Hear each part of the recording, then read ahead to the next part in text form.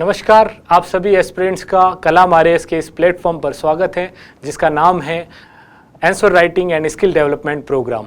इस प्रोग्राम के तहत हम लोग आपको डेली क्वेश्चंस दे रहे हैं टेलीग्राम ग्रुप के माध्यम से, जिसमें 2 नंबर, 5 नंबर और 10 नंबर का एक एक क्वेश्चन है और वो क्वेश्चन आप घर बैठे प्रैक्टिस कीजिए और उनके आंसर्स कैसे फ्रेम करने हैं, क्या चीज़ें उसमें लानी है, क्या चीज़ें नहीं लिखनी है, कैसे लिखना है आंसर, वो हम लोग वीडियो माध्यम से आपको देंगे। और इसका जो सिलेबस है वो हमारी टेस्ट सीरीज पर आधारित है। जो लोग टेस्ट देना चाहते हैं, फर्स्ट टेस्ट आपके लिए फ्री है, 28 मई को हो रहा है और उस टेस्ट को दीजिए और उसके सिलेबस के आधारित ही ये क्वेश्चंस आपको डेली दिए जाते हैं ताकि आपकी अच्छे से प्रैक्टिस हो जाए। अब आ जाते हैं हमारे क्वेश्चंस जो छठे दिन यानी कि 16 तारीख को दिए गए थे। 16 मई के क्वेश्चंस आज हम ले रहे हैं और 16 मई के क्वेश्चन में पहला क्वेश्चन जो 2 नंबर का था वो है, what do you know about the Dingal style of Rajasthani language. Rajasthani language की डिंगल शैली के बारे में आप क्या जानते हैं, ये हमारा क्वेश्चन है। ठीक है, अब डिंगल शैली के बारे में आप लोग क्या जानते हैं। पहली चीज़, ये पश्चिमी जो राजस्थान की भाषा है, पश्चिमी राजस्थानी मारवाड़ी भाषा है, उसकी साहित्यिक रूप है। ठीक है, साहित्य डिंगल शैली में लिखे जाते थे वहाँ पे। दूसरा, ये जो है गीत रूप में लिखी जाती थी। तीसरा, इसका जो अपभ्रंश हुआ है यानी मतलब इसका जो उत्पत्ति हुई है वो गुर्जरी अपभ्रंश यानी गुजरात में जो प्रचलित है गुजराती भाषा से ये लिंक्ड है और इसका उत्पत्ति जो है गुर्जरी अपभ्रंश से हुआ है। चौथा, इसमें आप लोग लिखेंगे कि इसके जो साहित्य है, डिंगल भाषा में जो साहित्य लिखे गए हैं वो अधिकांश चारण कवियों द्वारा लिखे गए हैं। और पांचवा है, कुछ एग्जाम्पल आप इसमें लिख लेंगे। तो ये सारी चीज़ें हमको पता है और इसके बारे में लिखेंगे। अब गलतियाँ क्या करेंगे यहाँ पे, गलतियाँ ये करते हैं कि हम लोग डिंगल और पिंगल को कंपेरेटिवली पढ़ते हैं। ठीक है, तो दोनों का ज्ञान हमको याद है, जब जैसे डिंगल आएगा पिंगल अपने आप दिमाग में आएगा और हमारा जो है वो अंतर वाला ही याद है, एक अलग करके हम नहीं लिख सकते। कुछ लोगों में ये प्रॉब्लम है, तो हमें यहाँ पे स्पेसिफिकली डिंगल का ही लिखना है, अंतर नहीं पूछा है। तो अंतर वाली बात अवॉइड कीजिए और बाकी वाली चीज़ें यहाँ पे लिखिए। तो पहली चीज़ क्या लिखेंगे, पश्चिमी राजस्थानी,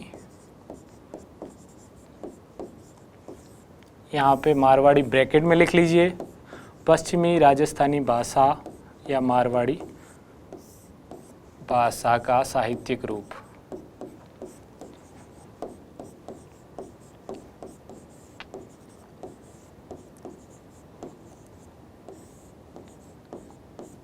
ठीक है, दूसरी चीज़ यहाँ पे आप लोग को बताया है कि ये जो है मुख्य रूप से गुर्जरी अपभ्रंश से विकसित। ठीक है, ये यहाँ पे लिख लेंगे आप लोग। और गीत रूप में लिखी जाती है।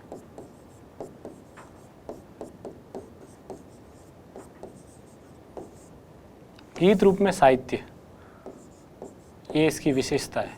ठीक है, अब इसके अगला जो लिखेंगे हम लोग लिखेंगे कि अधिकांश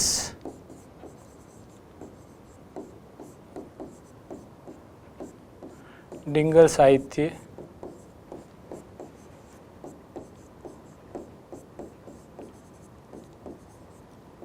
चारणों द्वारा रचित।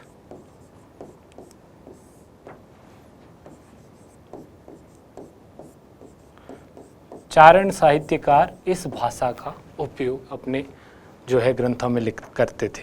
ठीक है, अब 3 चीज़ें हो गई, सारी चीज़ें आ चुकी है। अब इसके साथ में एग्जाम्पल मेन कौन सा है, डोला मारूरा दुहा,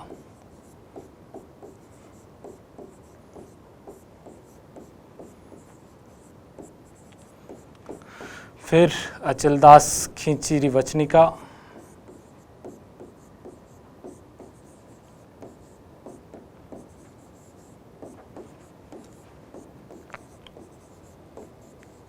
इसके साथ में 2-3 स्पेसिफिक 1-2 और एग्जाम्पल जैसे याद है, हरिरस देवयान जो ईश्वरदास जी ने लिखी है उसका भी कर सकते हो यहाँ पे।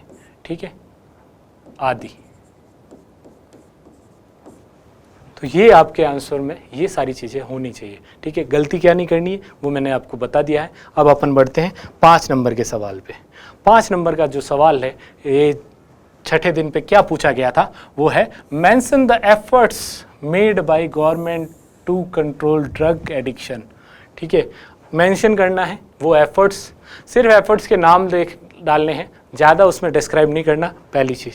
दूसरा, मादक पदार्थों के व्यसन के नियंत्रण के लिए सरकार द्वारा किए गए प्रयासों का उल्लेख करना है।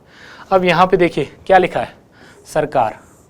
गलती क्या करोगे, या तो राज्य सरकार का लिख लोगे, ठीक है, राज्य सरकार के जो प्रयास, नया सवेरा और ये वाले जो अभी ड्रग कंट्रोल के लिए जो नए डायरेक्टरेट बनाया है, वो चीज़ें, टास्क फोर्स, वो सारी लिखोगे, केंद्र सरकार भूल जाओगे, ठीक है। यहाँ पे सिर्फ लिखा है सरकार, तो दोनों आएंगे यहाँ पे, केंद्र भी आएगा और राज्य भी आएगा, दोनों के प्रयास लिखने हैं, ठीक है, दोनों को बराबर कवरेज दो तो आपका आंसर बहुत अच्छा।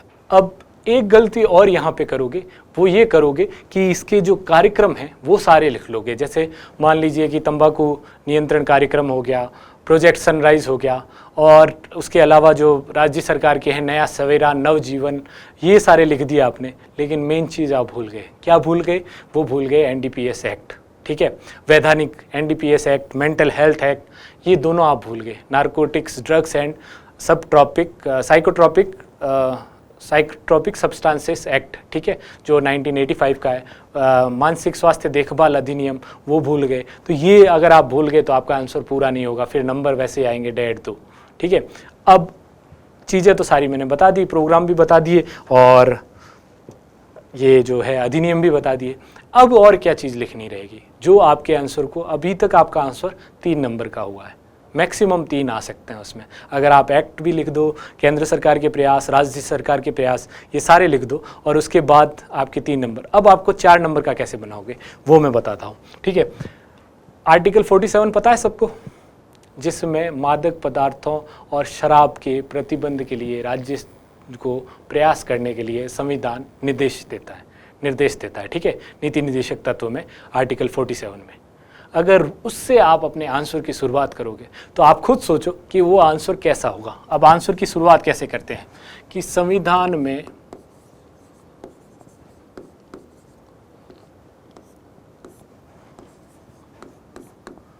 डीपीएसपी में अनुच्छेद 47 में राज्य को प्रदत्त, यहाँ राज्य मतलब राज्य सरकार नहीं है, राज्य मतलब केंद्र और राज्य दोनों सरकारें हैं, ठीक है। राज्य को प्रदत्त निर्देश के अनुसार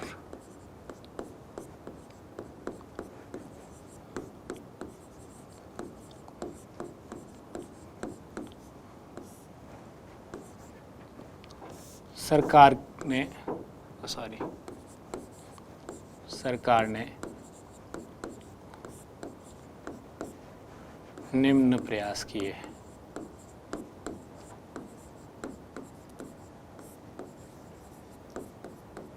पहला, विधायी या वैधानिक, ठीक है, इसमें दोनों एक्ट लिखोगे, एनडीपीएस एक्ट, इसको फुल फॉर्म में लिख लेना, अगर वो हो तो बाकी एनडीपीएस एक्ट भी चलेगा 1985। फिर मानसिक स्वास्थ्य देखभाल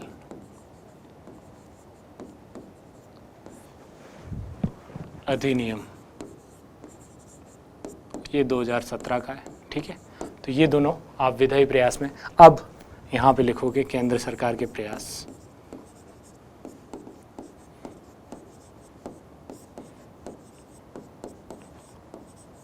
क्या एक्ट के साथ साथ नारकोटिक्स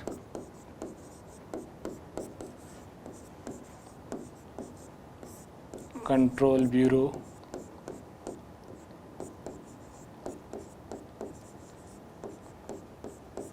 का गठन, डेट याद हो तो लिख लेना, ईयर 1986 में, नहीं याद है तो चल जाएगा, ठीक है।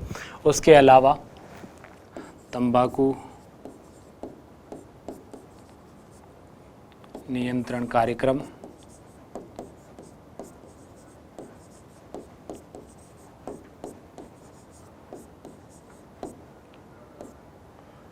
ठीक है, ये है 2003 का। उसके अलावा राष्ट्रीय कार्य योजना किसके लिए? ड्रग कंट्रोल के लिए।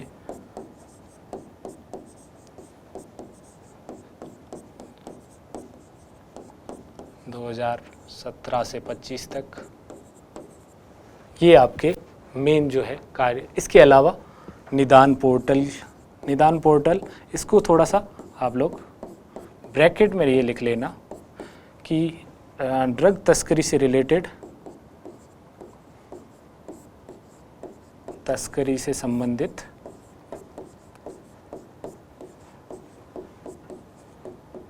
अपराधों का एकीकृत पोर्टल है।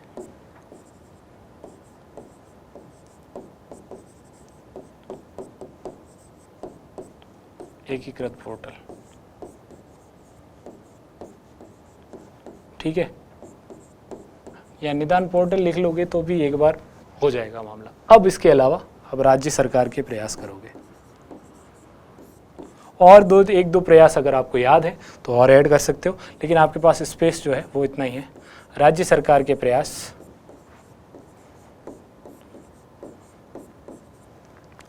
नए निदेशालय की स्थापना, ड्रग कंट्रोल निदेशालय अब, ठीक है, ड्रग्स कंट्रोल, इसको ऐसे भी लिख सकते हो, ड्रग कंट्रोल निदेशालय की स्थापना। इसको ऐसे भी लिख सकते हो कि गृह सचिव की अध्यक्षता में ड्रग कंट्रोल निदेशालय की स्थापना, ठीक है। फिर टास्क फोर्स की, इसको एंटी नारकोटिक्स टास्क फोर्स, सही नाम पूरा ये है, नार्को टास्क फोर्स की स्थापना, ठीक है। प्रोग्राम कौन कौन से हैं? नया सवेरा डोडा पोस्ट के लिए, नवजीवन हो गया,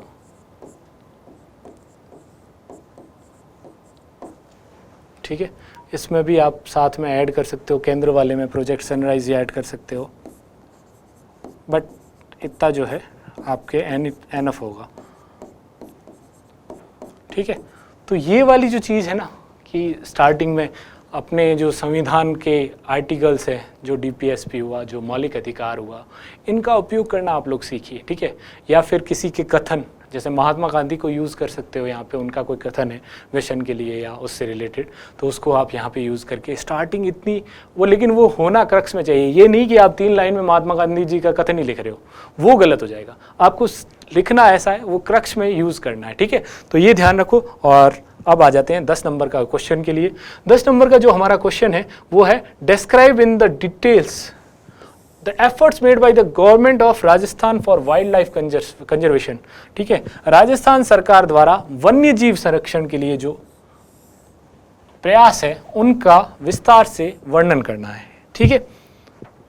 आ गया क्वेश्चन समझ में?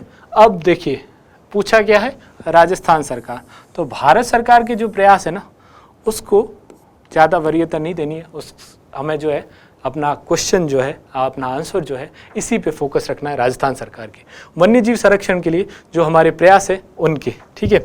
तो अब देखिए वन्य जीव संरक्षण के जो प्रयास होते हैं, ठीक है, वो 2 प्रकार के प्रयास होते हैं। वन्य जीव संरक्षण प्रयास,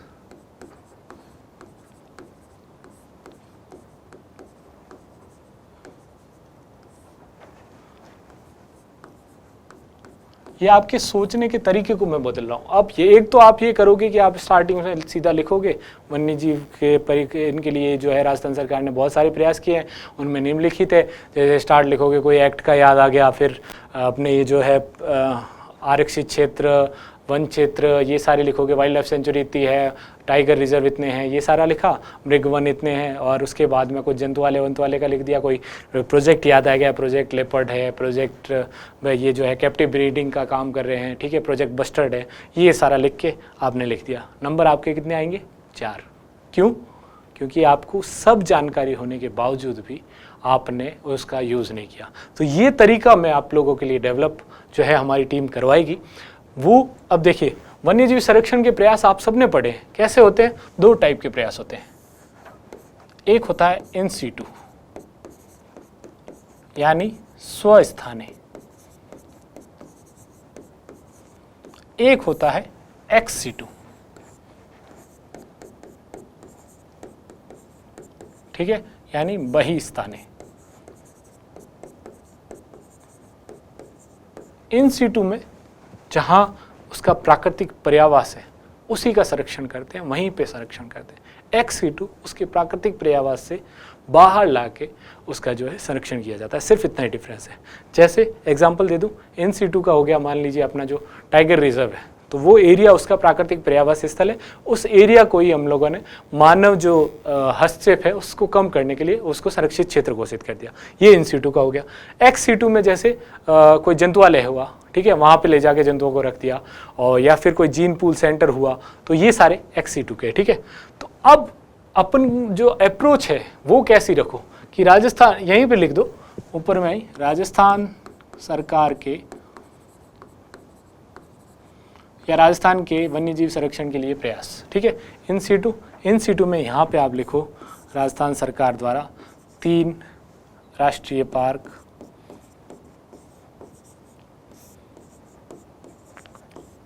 ठीक है, 27 वन्यजीव अभ्यारण्य, वाइल्ड लाइफ सेंचुरी लिख रहा हूँ, आप लोग वन्यजीव अभ्यारण्य लिखेंगे, फिर 16 संरक्षित क्षेत्र,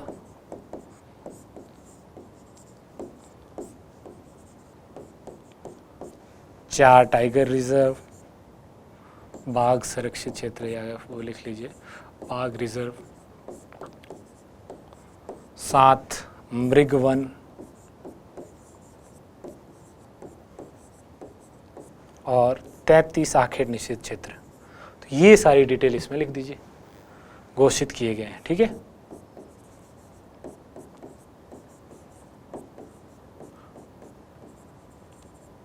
इससे क्या होगा कि एग्जामिनर ये देखेगा कि आपने जो है न सिर्फ पढ़ाई की है बल्कि उसको समझा भी है, ठीक है। ये हम लोग हर जगह पढ़ते हैं, एक्स-सीटू इन-सीटू सब रटते हो उसके, लेकिन यूज़ कहीं नहीं करते हैं, ठीक है। अब एक्स-सीटू में हम लोग क्या करेंगे, एक्स-सीटू में देखो एक तो है project bustard, gene pool centre है जो उसका गोडावण का, ठीक है। फिर दूसरा हो गया जीन पूल केंद्र, विविध जीन पूल केंद्र स्थापित किए गए हैं। जंतुआलय हो गए, जंतुआलों की अगर संख्या याद है तो वो लिख लीजिए, और इसमें और हो जाएगा जैसे जयपुर जंतुआलय में जो है घड़ियाल और मगरमच्छ का प्रजनन भी होता है, तो वो भी इसमें आप लोग लिख सकते हो। तो ये आप एक्स-सीटू इन-सीटू प्रयास हो गए, ठीक है। अब इसके अलावा क्या लिखने हैं, अब इसके अलावा मेजर पार्ट हो जाएगा आपका, ये लिखने के बाद में नीचे ये आधे से भी कम, ये 5 लाइन में हो जाएगा आपका, ठीक है। हाँ, इसके बाद में आप लोग जो है आगे लिखेंगे, इसको मिटा देता हूँ, आगे लिखते हैं। अब और क्या प्रयास किए हैं, ठीक है। तो इसमें जो है वैधानिक प्रयास, फिर आप लिख लोगे वैधानिक प्रयास,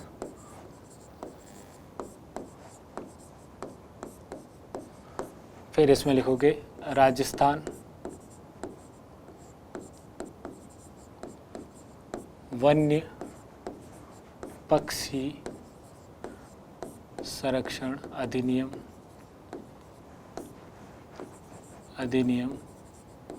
1955 द्वारा, ये लिखना है हमें आगे क्योंकि विस्तार से लिखना है, ठीक है, थोड़ा बहुत उसको विस्तार भी देना, द्वारा वन्य पक्षियों का संरक्षण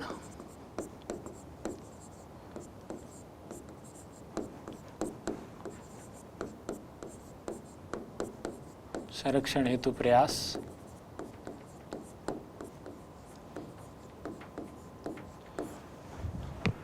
सरकार द्वारा 1973 में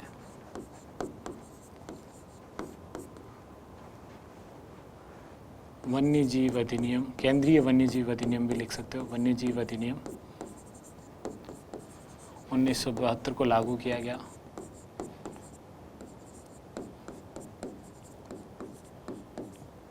ठीक है, इसके अलावा जैव विविधता,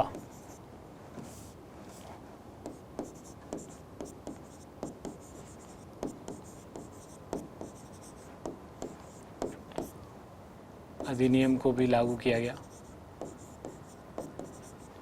और राजस्थान जैव विविधता बोर्ड अधिनियम लिख लोगे, उसके साथ में ही राजस्थान जैव विविधता बोर्ड का गठन।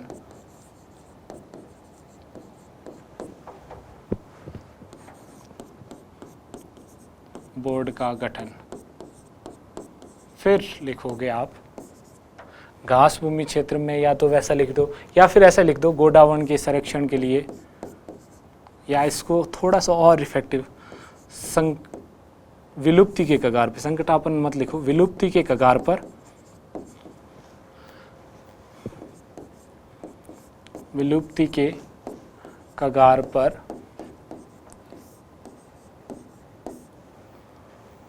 गोडावण, विलुप्ति के कगार पर स्थित गोडावण के लिए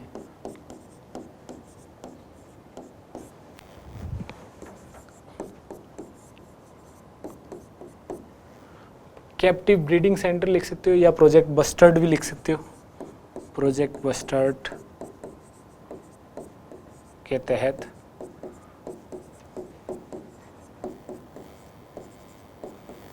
जीन पूल संरक्षण,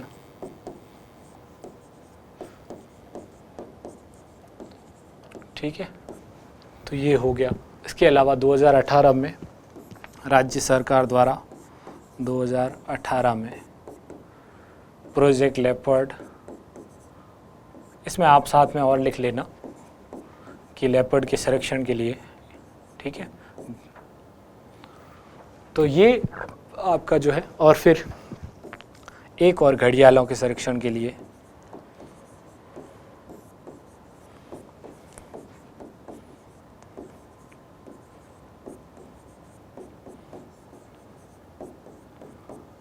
प्रजनन केंद्र। फिर ये सारे प्रयास के साथ में एंडिंग में आप लिखोगे कि राज्य सरकार को इनके अलावा शिकारों पर पूर्ण प्रतिबंध, इन अधिनियमों का पूर्ण अनुपालन सुनिश्चित करते हुए वन्य जीवों का संरक्षण करना, ऐसा एक लाइन एंडिंग कर दोगे।